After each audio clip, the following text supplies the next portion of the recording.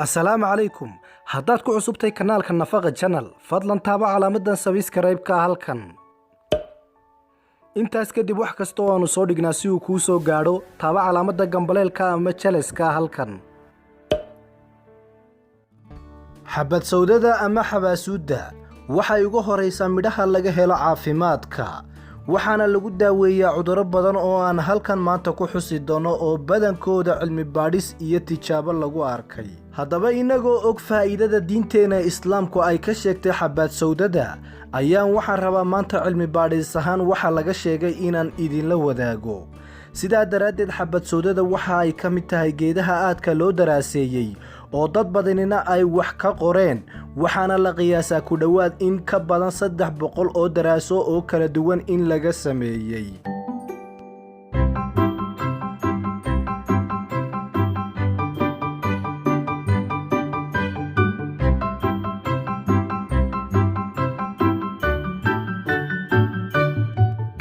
السلام عليكم. magacaygu waa Nacayb Tire. ugu horeyn qaabka ay cudurrada ula dagaalanto ayaynu ka hadlaynaa xabad sawdade. xabaasuuddu waxay la dagaalantaa infekshanka gaar ahaan cudurrada ay bakteeriyadu keento.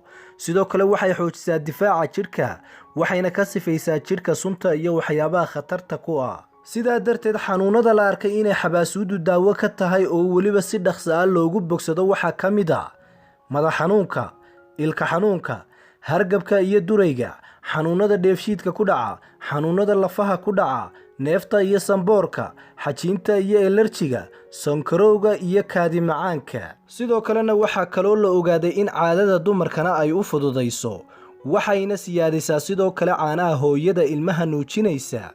haddaba xanuunada aynu soo sheegnay sidee baa loogu daaweeyaa xabaasuudda? ugu horeyn haddaynu ka hadalna xanuunka neefta waxaa laga rabaa qaado buuxda oo saliid xabad sawdada ah oo weliba saafiya waxaanad ku qasanaysaa koob kafeeya 2 jeer maalintii. xabadkana waad marsanaysaa habeen kasta muddo isbuuca. waxaad kaloo isku qiiqinaysaa uumiga adigoo ku dhibcinaya biyo kulul oo aad isku dabooshay. sidaa daraaddeed baaritaan lagu sameeyey dalka Malaysia waxaa lagu ogaaday inay neefta ku daaweeyaan qaabkan aynu soo sheegnay. dhinaca kalena haddaynu ka hadalno cudurka sonkorowga iyo sida xabaasuudda loogu daaweeyo, dhakhaatiir u dhalatay dalka India ayaa waxay sheegeen haddii koob buuxa oo midhaha xabad sawdada iyo koob haafkiisa oo midhaha geedka bagalka ah ama loo yaqaan afka qalaad water cress seeds iyo weliba koob haafkiisa oo qolofta rumaanka ah kadibna la isku shiido kadibna qaada haafkeeda wax shiidana lagu qasto qaado saliid xabad sawdada subax kastana quraacda ka hor la isticmaalo muddo bila waxay sheegeen in sonkorta ay dejinayso oo qofka daawo kaga maarmi karo.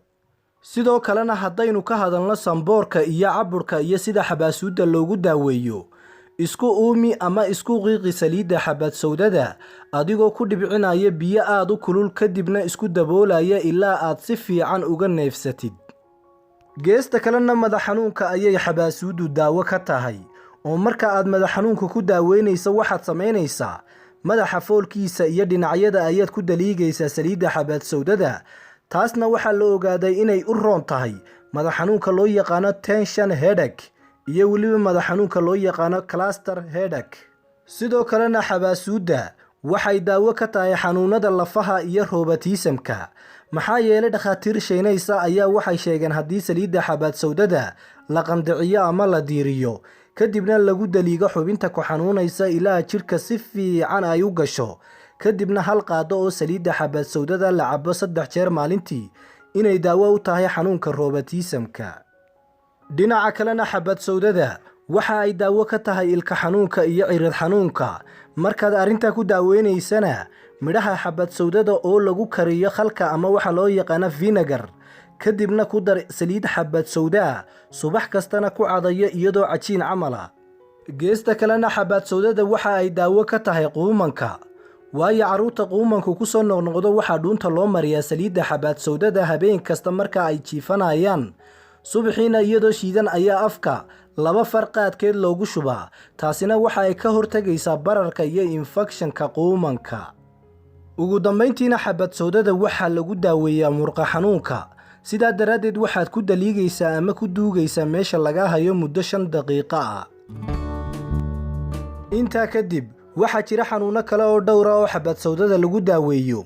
dad badan oo tijaabiyeyna way kuu sheegi karaan xanuunada hayay oo ay kaga daawoobeen.